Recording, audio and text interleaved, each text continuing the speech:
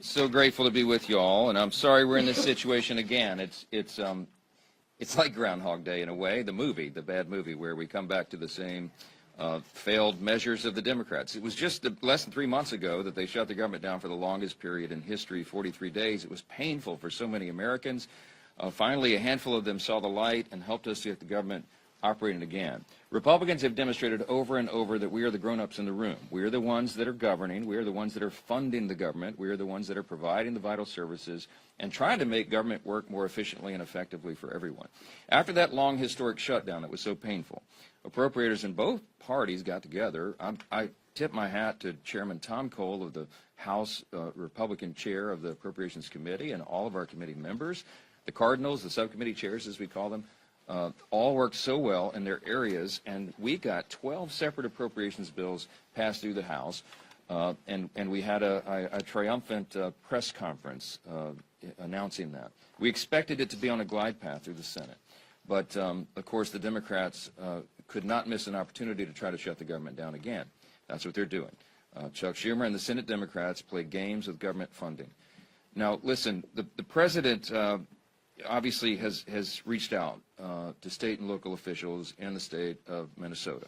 The events there have been tragic and unnecessary. He's made clear his desire to de-escalate the situation and to support an honest investigation of what's occurred there. We now have Tom Homan in charge of operations there, and he's an extraordinary leader. He has 40 years experience. He's highly decorated, has worked in Democrat and Republican administrations, and knows what he's doing. And there's more order being brought to the chaos. Now, I want to hasten to say that the chaos is because, in large measure, the local and state officials in Minnesota have not been participating with federal law enforcement operations, and they've created a dangerous situation there, and that is really a big part of the problem here. The White House and the Senate continued in good faith. They've agreed to separate the Homeland Security funding bill, and that's fine. So we have 2 weeks now to negotiate in good faith on both sides. The White House and Senate Democrats are going to engage in that, but the House Republicans are as well. We have to make sure we maintain the important parameters here. We can't go down the road of amnesty. You can't, in any way, lighten the enforcement requirement of federal immigration law. That's what the American people demand and deserve. We want dangerous, illegal criminals to be sent out of the country, and they've been very successful at that. But these negotiations are going to go forward. If the Democrats do insist on keeping the government shut down, their pointless obstruction is going to have no effect on border security, which we have done, we've secured, or immigration enforcement. As has been noted by the leaders here this morning, we did fund ICE operations for a few years now. So what they'll be shutting down, don't lose this, what they'll be shutting down is FEMA operations as we're cleaning up from the winter storms. They'll be shutting down TSA, which is obviously necessary to keep the country moving through our airports. Coast Guard operations. I mean, so many important functions in the Department of Homeland Security is what will be adversely affected by these partisan games.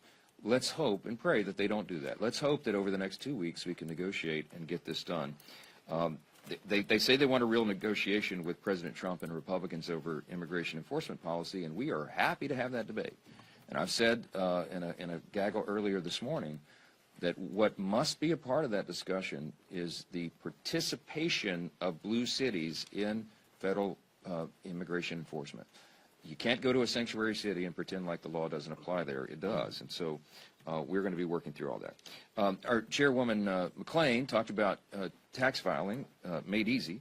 Last week marked the beginning of tax season, and millions of American families are working through that right now, and they're recognizing the amount of time and money spent complying with the federal tax code is going to be significantly reduced this year because of great Republican policy. Some of the things we did in the Working Families Tax Cuts, the big, beautiful bill, obviously we intended to cut taxes and to advance America First pro-growth policies, but we also sought to reduce the tax burden on Americans because we know that reforming the tax system isn't just about reducing rates. It's also about reducing the paperwork and the compliance burden on Americans. And you heard these stats. I'll repeat them, but our Working Families Tax Cut locked in the doubled standard deduction. It boosted it further to $31,500 for American families. That's a lot of money to hardworking folks. And again, we remind you Democrats voted against all of those great reforms. These successful reforms are going to save Americans 210 million hours per year in paperwork and $13 billion in compliance costs. That's real money to real people. And we're proud of that. Nobody likes paying taxes, okay? But Republicans have reduced the amount you owe and made your returns significantly easier to file. And so we're so grateful everyone's going to be able to take advantage of that. Last thing I just want to mention, and we'll take questions, I don't think the American people need any more evidence. The Democrats want to tax the American people to death. Just check congress.gov. You can see all the bills they filed. But if they did, they should look no further than the Democrat-run D.C. Council's decision, listen to this, to decouple the local tax code from specific federal tax provisions. So in layman's terms, what they're trying to do here, any Democrat-run city is going to lead into this kind of nonsense, but they're preventing D.C. residents from experiencing the full benefits of the Working Families Tax Cuts bill. It's almost unimaginable that they would inflict that pain upon their own constituents, but that's what they're doing. D.C. is not alone in this obstruction. You've got strongholds, Democrat strongholds like New York and Colorado and Illinois, cities there, preventing their residents from enjoying these benefits. There's no way to spin it. Blue state governors intentionally harming their own residents just because the policies were offered by a Republican administration. I mean, that's what's happening. And it's just incredible to us. Is there any stronger evidence that Republicans are the party of affordability? Democrats say one thing and they do completely the opposite.